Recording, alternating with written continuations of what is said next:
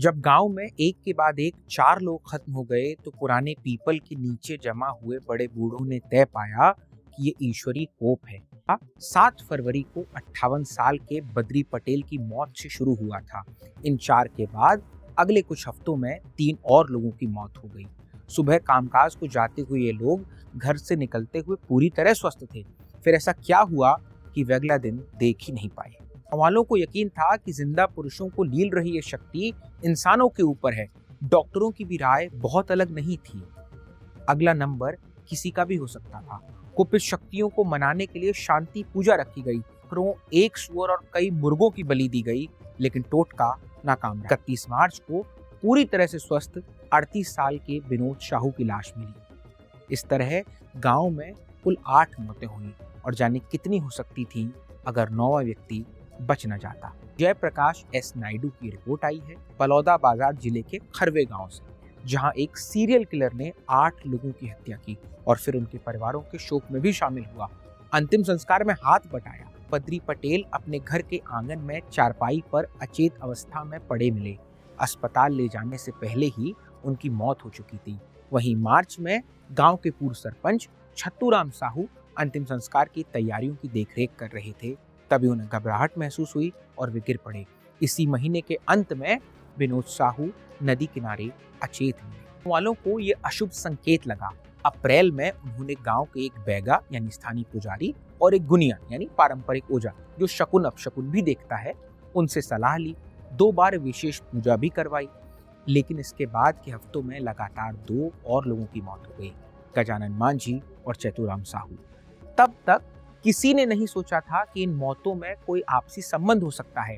फिर महेतरू साहू की मौत हुई और गांव को पहली बार एहसास हुआ कि मामला सामान्य नहीं है। उससे भरे हुए गांव वाले एक बार फिर पीपल के नीचे बने हुए चबूतरे पर बैठे थे।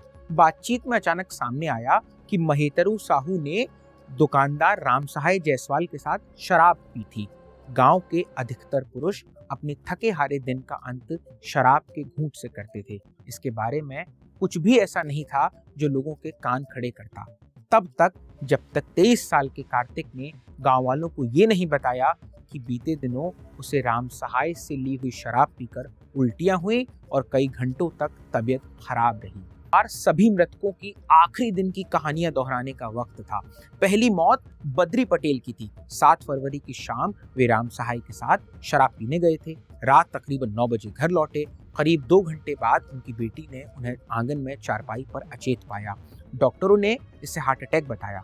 पूर्व सरपंच छत्तूराम साहू ने भी मौत से पहले राम सहाय के साथ शराब पी थी। उनके बेटे हरीश बताते हैं वे बुतलू साहू छत्तूराम के पहले मरने वाले के अंतिम संस्कार में शामिल होने के लिए गांव आए थे। वे राम सहाय के साथ शराब पीने गए। इसके बाद अंतिम संस्कार के लिए बन रहे भोजन की व्यवस्था देखने पहुंचे। तभी उन्हें घबराहट महसूस हुई। वे लेट गए और जब तक हम उन्हें अस्पताल ले जाते उनकी मौत हो चुकी थी। परिवार के मुताबिक 38 साल के विनोद उस रोज आदतन महानदी में नहाने गए थे। बाद में वे राम सहाय के साथ शराब पीने चले गए। 15 मिनट बाद उनकी घर पर ही मौत हो गई। वहीं 14 मई की सुबह जब महेतरू साहू की मौत हुई, वे पूरी तरह स्वस्थ थे। उस सुबह वो रोज की तरह नहाने के लिए नदी की ओर गए थे। फिर क्या हुआ, उनके बेटे दिव्यांशु ने बताया। सूट उठा, उसके बाद नहाने जाने के लिए नहाने निकल गए। उसके बाद उसके दुकान पर रुके थे। कुछ लोग देखा कि उसके दुकान पर खड़े थे, बात कर रहे थे राम साहब के पास। उसके बाद राम साहब उसको दारू वालू दिए। दारू देते हुए तो कोई नहीं देखा है। उसके बाद निकल गए नहाने के लिए। उसके बाद नहाने के लिए निकले। उसके बाद नंदिया में ही नहीं उतरा, खड़ में ही नंदिया किनारे ही खत्म हो गया। कि बता रहे थे कि गांव वाले चर्चा कर रहे थे कि सर राम साहब के ही दुकान के पास शराब वराब पीते थे आदमी। उसके ही शराब पिलाने के बाद आदमी का 10-15 मिनट में खत्म हो जाता। बाद में माना गया कि ये मौतें प्राकृतिक कारणों से हुई हैं, इसलिए किसी भी मृतक का पोस्टमार्टम नहीं कराया गया। गांव के कई समुदाय इसलिए भी पोस्टमार्टम करवाने से बचते हैं क्योंकि वे लाश को दफनाने में यकीन रखते हैं। उनमें मान्यता है कि अगर मृतक के शरीर को किसी भी तरह से छेड़ दिया गया तो उसे दफनाने के बजाय जलाना पड़ेगा। चूंकि डॉक्टर भी उन्हें हार्ट अटैक मानते रहे इन सारी मौतों को, तो कोई भी मेडिको लीगल जांच नहीं हुई। जून को 8 FIR के बाद पुलिस ने 46 साल के राम सहाय को 8 हत्याओं के आरोप में गिरफ्तार किया, जो कथित तौर पर फरवरी से मई के बीच की गई थी। राम सहाय पर जिन 8 लोगों की हत्या का आरोप है नाम है बद्री पटेल, छत्तू राम साहू, विनोद साहू, बुतलू राम साहू, गजानंद माझी, चतुराम साहू, महितरू साहू और बुद्धराम जायसवाल। आरोप है कि राम सहाय अपने कथित शिकारों को गोवा नाम की स्थानीय शराब पिलाता था, जिसकी एक बोतल की कीमत लगभग 120 रुपए थी। आरोप है कि वो इस शराब में पहले चूहे मारने वाला जहर सुहागा मिला देता था। सुहागा, जिसे अंग्रेजी में बोरेक्स और वैज्ञानिक रूप से सोडियम बोरेट कहा जाता है, बेहद तेज असर वाला ये चूहा मार जहर है। इस शराब को पीने के लगभग 15 मिनट के भीतर ही पीड़ितों की मौत हो जाती थी। राम सहाय ये शराब अनजान लोगों को भी कभी कभी मुफ्त में पिला देता था।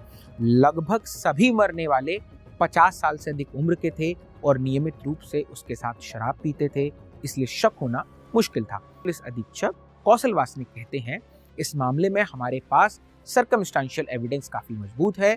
हम फॉरेंसिक सबूतों पर भी निर्भर हैं। 7 मृतकों के शवों को कब्र से निकालकर फॉरेंसिक एक्सपर्ट्स ने नमूने लिए हैं। इन्हें फॉरेंसिक साइंस लेबोरेटरी यानी FSL में भेजा गया है ताकि ये पता लगाया जा सके कि उनमें सुहागा के अवशेष मौजूद हैं या नहीं। दावा है कि कथित हत्याओं के पीछे अलग अलग वजहें थीं। इनमें व्यक्तिगत ताने और अपमान, जमीन के विवाद, तंत्र मंत्र करने के संदेह और कम से कम एक मामले में उधार का पैसा वापस न मिलने जैसी वजह भी शामिल है। नदी के किनारे बसे खरवे गांव का एक हिस्सा पुराना खरवे और दूसरा नया खरवे कहलाता है। गांव के बीचों बीच पीपल के पेड़ के चारों ओर बना गोलाकार सीमेंट का चबूतरा पूरे गांव का केंद्र है। ये पक्के बहुमंजिला मकानों से घिरा है। इस जगह गांव की लगभग सभी सड़कें आकर मिलती हैं। यही दोस्त मिलते हैं, हालचाल पूछते हैं। इसी पीपल के पेड़ के ठीक बगल में राम सहाय अपनी किराने की दुकान चलाता था। जो लोग राम सहाय को जानते थे वे उसके बारे में बिल्कुल अलग तस्वीर पेश करती हैं। उनके मुताबिक वो मिलनसार, सामाजिक और धार्मिक व्यक्ति था। वो आसानी से लोगों से दोस्ती कर लेता था और लगभग सभी से अच्छे संबंध रखता था। 49 साल का राम सहाय कद में छोटा, दुबला पतला और कमजोर दिखने वाला व्यक्ति था। वे 3 भाइयों और 4 बहनों में सबसे छोटा था और जमीन जायदाद वाले परिवार से ताल्लुक रखता था, जिसे भारतीय गांव में आज भी सम्मानित होने की निशानी समझा जाता है। राम सहाय ने 7वीं कक्षा के बाद पढ़ाई छोड़ दी। उसके 2 बेटे हैं। एक ग्रेजुएशन पूरी करने के बाद किराने की दुकान चलाता है, जबकि दूसरा भी कॉलेज में पढ़ रहा है। गांव वालों का कहना है कि राम सहाय की दुकान गांव की पहली किराना दुकान थी। उसके बेटों से इस मामले में प्रतिक्रिया नहीं मिल सकी। हालांकि उसके भाई का कहना है कि पूरा परिवार इन आरोपों से स्तब्ध है। राम सहाय के भाई शिवचरण कहते हैं, राम सहाय छोटा था तभी हमारे पिता का निधन हो गया था। 5 साल पहले माँ भी चल बसी। वो हमेशा लोगों की मदद करता था। करीब 15 साल पहले उसने गांव में 2 छोटे मंदिर बनवाए थे। हम सभी इन आरोपों से हैरान हैं। हम लगातार उससे सच बताने को कहते रहे, लेकिन वो खुद को बेगुनाह बताता रहा। गांव वालों का कहना है कि देर शाम तक पड़ोसियों के साथ बैठकर शराब पीना या बातचीत करना राम सहाय की सामान्य दिनचर्या थी। मृतक बद्री पटेल के बेटे विक्रम जम्मू में राजमिस्त्री का काम करते हैं। वे कहते हैं, मेरे पिता और राम सहाय बचपन के दोस्त थे। मेरे पिता अपनी बचत के पैसे भी राम सहाय के पास सुरक्षित रख देते थे और जरूरत पड़ने पर उससे वापस ले लेते थे। मुझे समझ नहीं आया कि उसने ऐसा क्यों किया है। सहाय का परिवार अब गांव छोड़कर जा चुका है। वही गांव जिसकी जिंदगी ऊपर से फिर सामान्य होती दिखाई देती है। लोग पीपल के नीचे बैठकर गपशप करते हैं, लेकिन राम सहाय के बंद पड़े घर और दुकान के बाहर खेलते बच्चों के शोर के नीचे तनाव भरी गहरी शांति है।